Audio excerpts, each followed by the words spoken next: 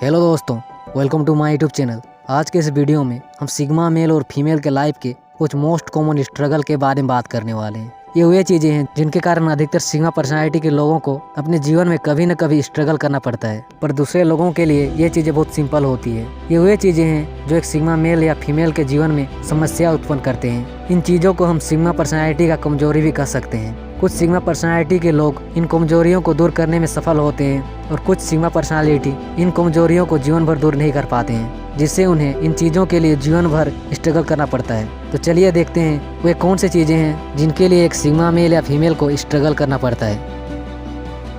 Hard to get help. जैसे हमें पता है कि एक सिग्मा पर्सनालिटी को लोगों से मदद मांगना और लोगों पर निर्भर रहना पसंद नहीं होता है। एक सिग्मा पर्सनालिटी आत्मनिर्भर होता है। भले एक सिग्मा पर्सनालिटी को मदद मांगना पसंद नहीं होता है और वे आत्मनिर्भर होते हैं, इसके बावजूद भी हर किसी के लाइफ में कभी न कभी ऐसा समय जरूर आता है जब उन्हें दूसरों की मदद की जरूरत पड़ती है। जैसे आपको पता है कि एक सिग्मा पर्सनालिटी के बहुत कम ही दोस्त होते हैं, पर जो होते हैं वे सच्चे और ईमानदार होते हैं, जो उन्हें हर परिस्थिति में मदद करने के लिए तैयार रहते हैं। पर कभी कभी ऐसा भी होता है जब उनके दोस्त उनका मदद नहीं कर पाते हैं और उन्हें आसपास के लोगों की मदद की ज़रूरत होती है या फिर किसी अनजान से मदद की ज़रूरत होती है। तो इस तरह के सिचुएशन को हैंडल करना एक सिग्मा मेल या फीमेल के लिए काफ़ी चैलेंजिंग होता है।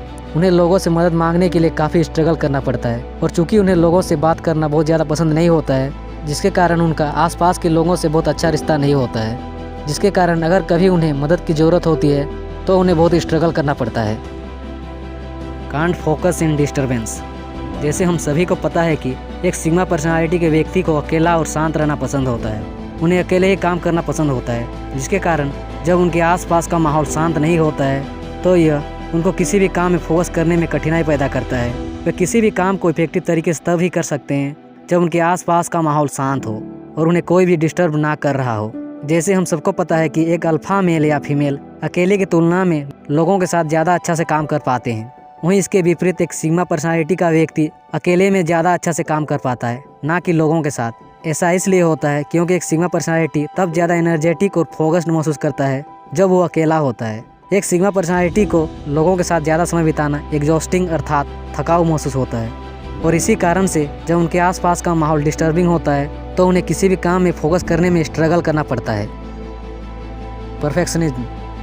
एक सिग्मा पर्सनालिटी आसानी से अपने काम से संतुष्ट नहीं होता है। उनके स्टैंडर्ड हाई होते हैं। वे हर काम को परफेक्टली करना चाहते हैं। जब तक उनका कोई काम उनके अनुसार परफेक्ट नहीं होता है तब तक वे अपने आप से संतुष्ट नहीं होते हैं। इस तरह का एटीट्यूड रखना कुछ सिचुएशन में अच्छा है, पर इस तरह का एटीट्यूड रखना अधिकतर सिचुएशन में ख़राब है, क्योंकि इस तरह का एटीट्यूड रखने के कारण उन पर बहुत ज़्यादा प्रेशर पड़ता है जो उनके हेल्थ के लिए सही नहीं होता है। और इसी अत्यधिक प्रेशर के कारण कई बार एक सिग्मा पर्सनालिटी का व्यक्ति स्ट्रेस और चिंता का भी शिकार हो जाता है, क्योंकि वो आसानी से अपने लाइफ और अपने काम से संतुष्ट नहीं होता है। इसी कारण से वह अपने लाइफ में बहुत बड़े बड़े गोल को भी अचीव कर लेता है, और वहीं कई बार यह चीज़ उनके लिए हानिकारक भी होता है। Perspective misunderstanding.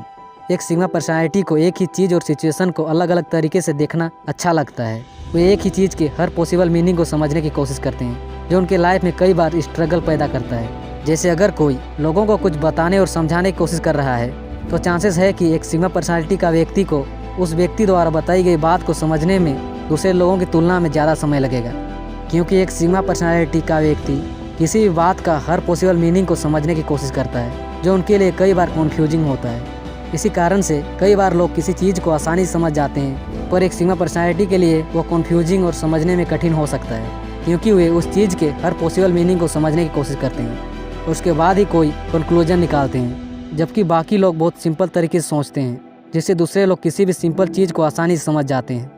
पर एक सिग्मा पर्सनालिटी एक सिंपल चीज़ के बारे में भी डीपली सोचते हैं, जिससे वे कभी कभी सिंपल बात को भी गलत तरीके से समझ जाते हैं। अलोननेस।